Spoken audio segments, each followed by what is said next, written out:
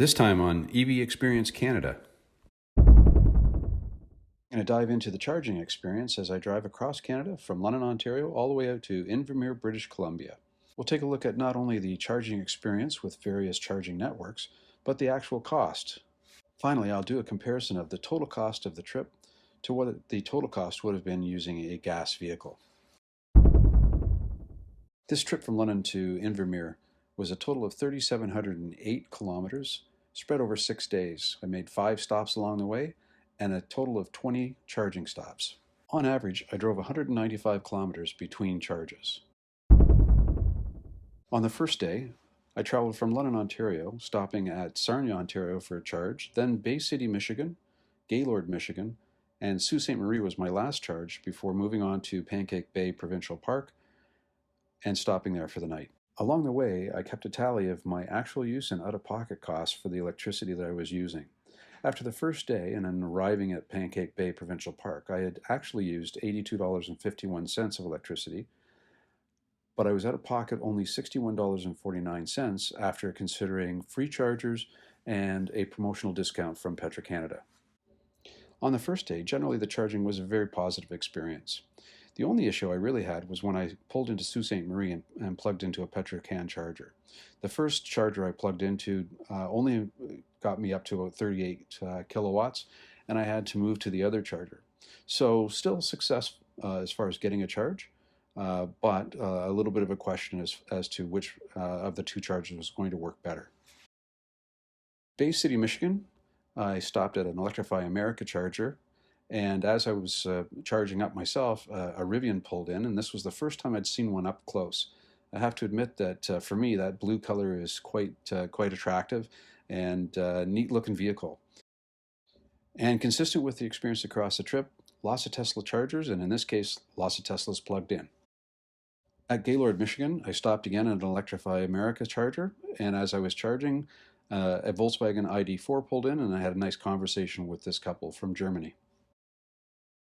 After the charge in Gaylord, Michigan, I was off across the Mackinac Bridge and then into the Upper Peninsula through the UP and back into Canada at Sault Ste. Marie, Ontario.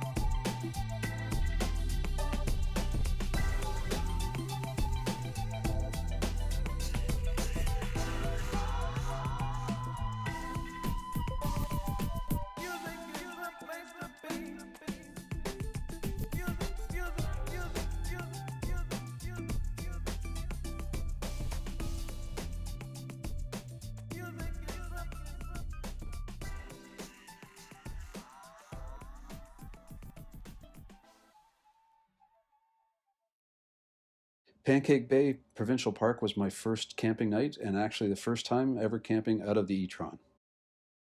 Day 2 was a short trip from Pancake Bay Provincial Park to Naze Provincial Park. I made 2 stops along the way for charging, one in Wawa, Ontario and one in White River, Ontario. My charging cost tally for the end of day 2 was an actual use of $105.96, but out of pocket so far of only $70.08 Canadian.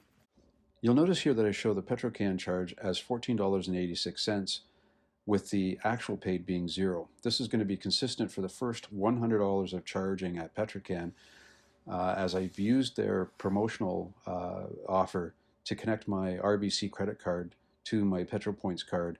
So rather than getting 3 cents a liter discount on fuel, I'm actually getting the first $100 of energy charging for free. So I actually used that full amount during this trip, and I'm back to paying for Petro-Can charging. You'll also notice that I marked the experience with Petro-Can here, positive and negative again. This is a theme that I've experienced across the country Usually when there are Petrocan chargers, there's two stations, and at least one of them is either slow or not functioning. So my experience with Petrocans so far has been a mixed story. The trip across from Pancake Bay to Nays Provincial Park was beautiful. North of Superior is absolutely gorgeous country, and despite the weather being rainy and gray, I really, really enjoyed that drive.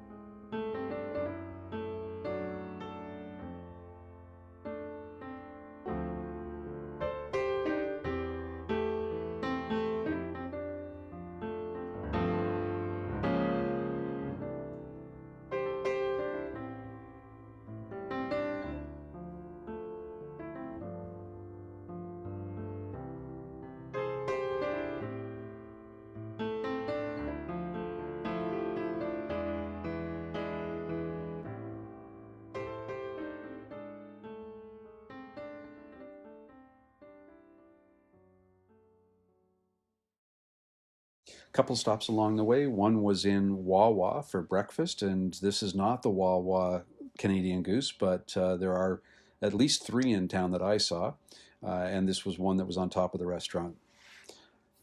I then stopped at Nays Provincial Park, where I met up with my daughter and her husband. We had a wonderful campfire and camped the night. Next morning, it was just about to start to rain as I was starting to pack up, but it was a beautiful sunrise. Day three was my longest day of all of the 6 days. This was close to 900 kilometers. And on that day, I traveled from Nays Provincial Park through Terrace Bay, Thunder Bay, Ignace, Ontario, Dryden, Ontario, Kenora, and ended up in a hotel in Winnipeg due to weather. Camping was not going to be an option that night due to severe weather, so I picked up a hotel, and that's where I stayed. The charging experience on day three was very positive. Never had an issue, and I have to admit that all the way along, and this goes for the entire trip, I've never had any range anxiety, never had any worries that I wasn't going to make it to the next charger. There were always bailout points. There was always option for another place to charge if I had to. So I never felt threatened.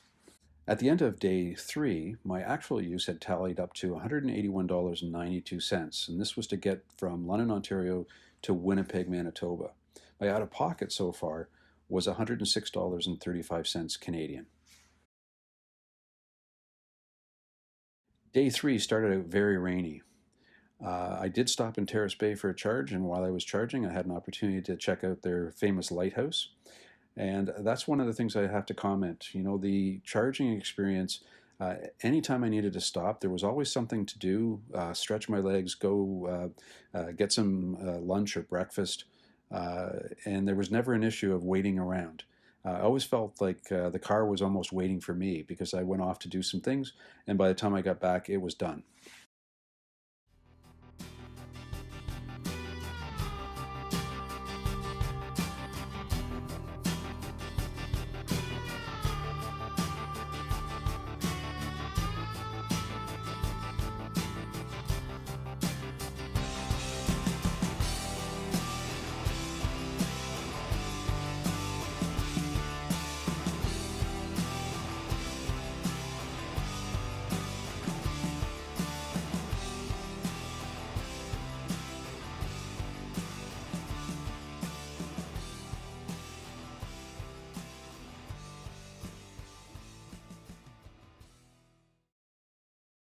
I also had an opportunity on day three to stop at something I've wanted to do for a long time, and that was to visit the Terry Fox Memorial near Thunder Bay, Ontario.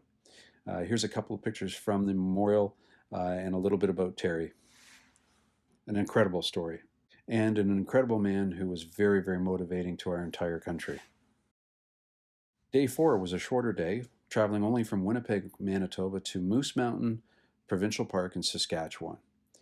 I made two stops for charging, one first thing in the morning coming out of Winnipeg at a flow charger, and also at Brandon, Manitoba at a Petrocan charger. On day four, I had a mixed experience with charging. The day started out with a plan to actually charge at a co-op charger very nearby the hotel I was at. Unfortunately, when I got to the charger, I found that although they were operating, I couldn't get them to actually initiate with the car.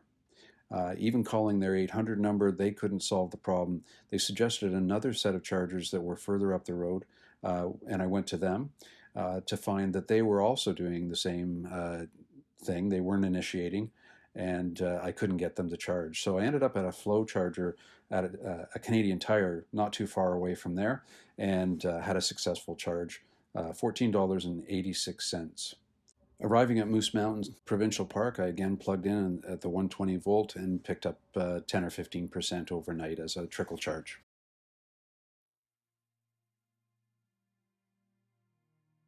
Things really start to flatten out as you travel through Manitoba and head towards Winnipeg.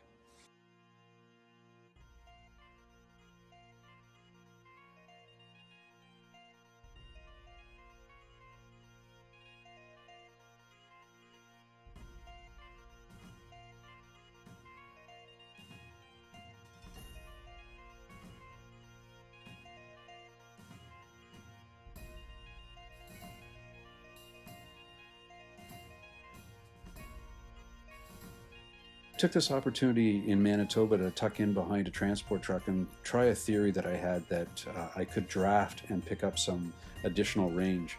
With the adaptive cruise control on, I sat perfectly behind this transport truck for a little bit and did find that the efficiency picked up probably about 1 or 2 kilowatts per 100 kilometers. So not significant, but if you're really trying to stretch your power out, getting out of the wind is obviously one of the options that you have.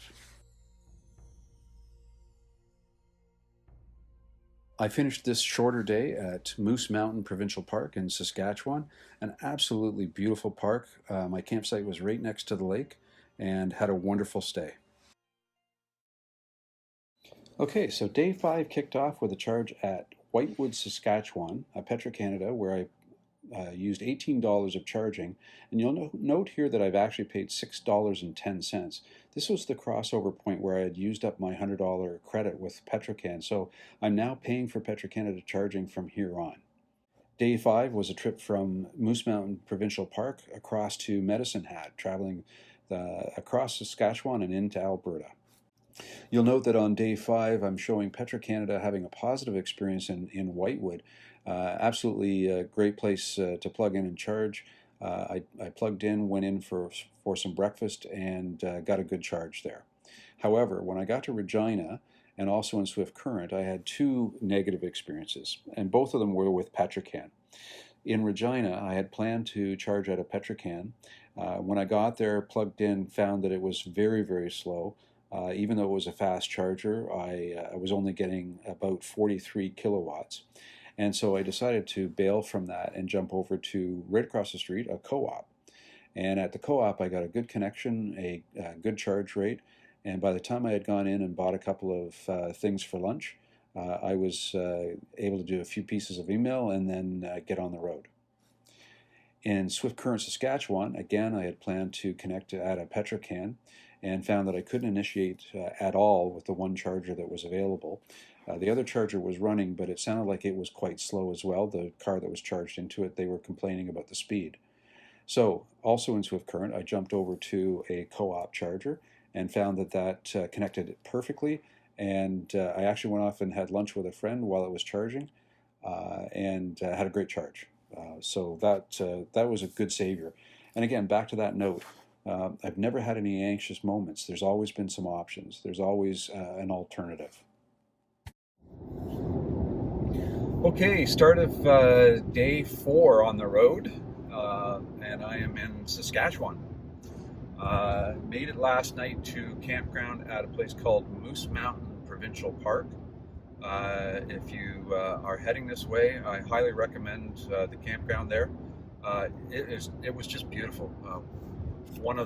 Probably one of the best provincial parks I've been in. Definitely a beautiful site, right on a lake, and it was wonderful to spend the evening just sitting and relaxing.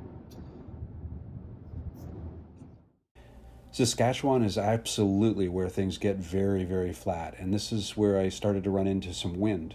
It did seem to change my energy efficiency slightly. It wasn't too much of a bother, and I have to admit, the etron being as heavy as it is, the wind didn't bother it as far as traveling down the road.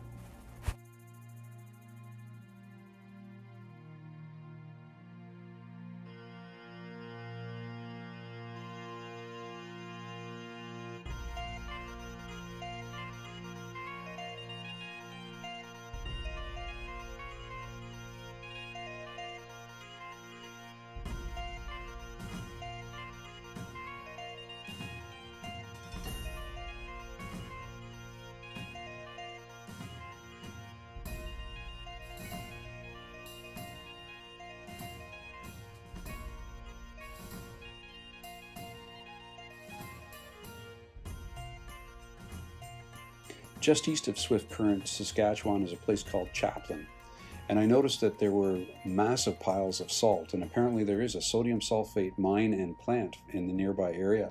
Hadn't realized that, and unfortunately drove by it fairly quickly, so all I got were these shots. The night of day 5 was spent at a campsite in Medicine Hat, Alberta. The next morning, kicking off day 6, I went from Medicine Hat through Brooks, Alberta, where I stopped for a quick charge, and into Calgary, where I had a couple of stops to make, some people to see, and also some family to pick up at the airport. Then it was on to Canmore and a quick charge there while we had dinner, then on to Invermere, where I finally finished my trip. Just a note on the charging experience here. Everything was positive on this part of the trip. So these 4 stops, these 4 charges were all very good. Didn't have any issues connecting, didn't have any issues with charging speed. It was exactly as I thought. The Petrocan, of course, was a faster charger, as were the Electrify Canada chargers in Calgary and Canmore. The flow, as expected, was a level 3, but a 50 kilowatt, so it was a little slower. But it was exactly what I expected.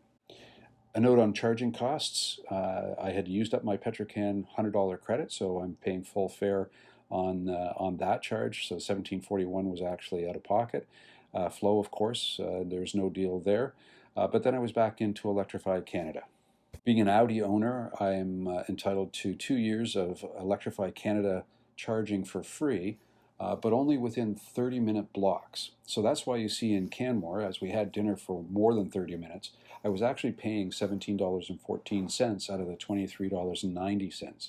So the difference there was actually part of the free promotion, or the agreement with Electrify Canada, and I was covering the overage after the 30 minutes. Heading out of Medicine Hat and heading west towards Calgary, I planned to stop at a charger to top up in Brooks, Alberta. And one of the things I noticed in Brooks as I was getting back onto the highway was a very large solar farm. Made me think that maybe I was using good electricity at this point.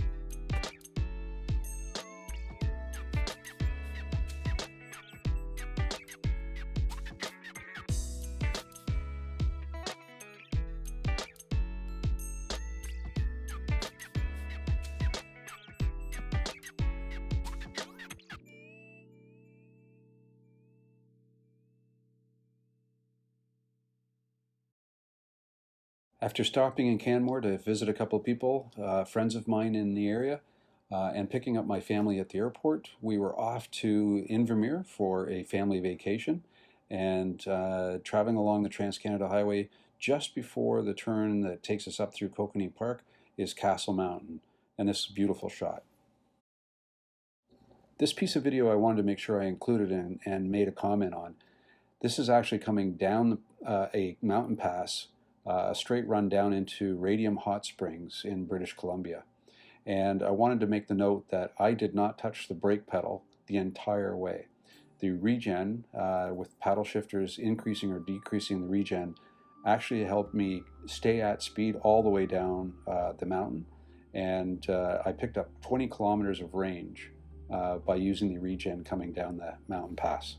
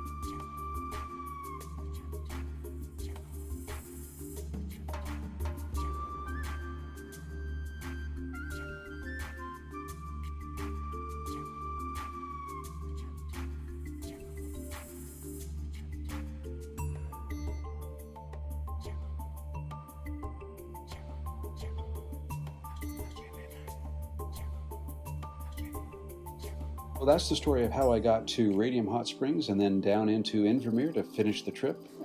And I look forward to doing a future video with a little bit more coverage of the actual travel and the experience of traveling across Canada, which I haven't done for quite some time.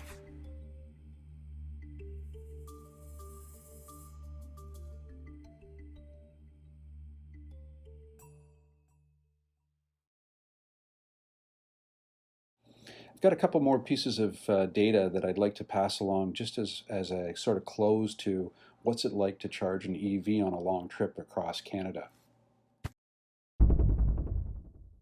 I found this website quite interesting. Canada Energy Regulator has a website. The address is here on the screen.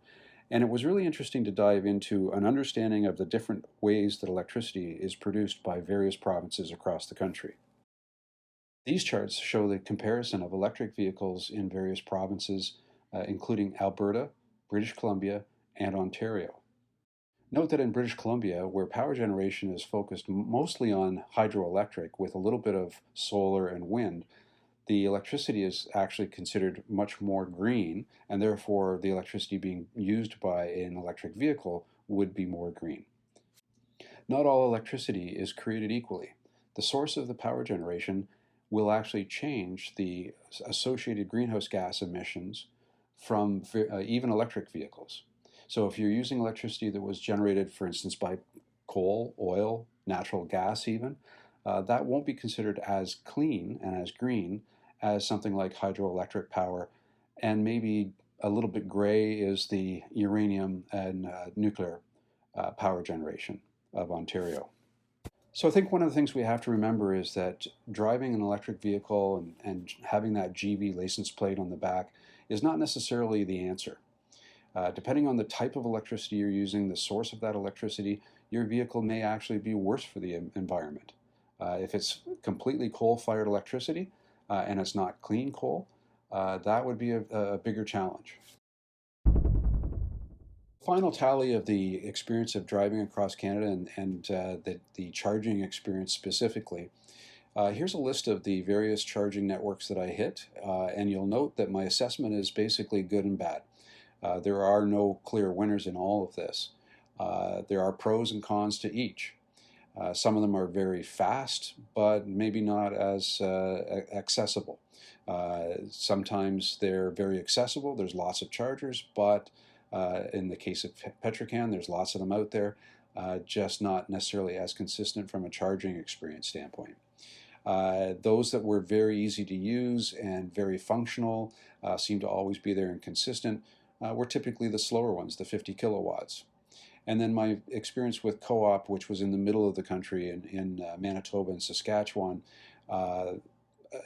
positives and negatives there as well. Usually pretty good as far as speed when I was able to connect, but some stations didn't work at all. So the story here really is there's lots of options for charging. You have to be ready to actually use any and all of them because your experience is going to be varied. My advice would be that if you're not really good with multiple apps, and I'll do a separate video on the apps themselves because I used multiple apps to be able to stitch the story together. But if you're not good with multiple apps or using apps and you're not really a planner, you don't really want to do a long trip like this. This was very successful for me. It was not a struggle at all because I spent the time and actually planned it out.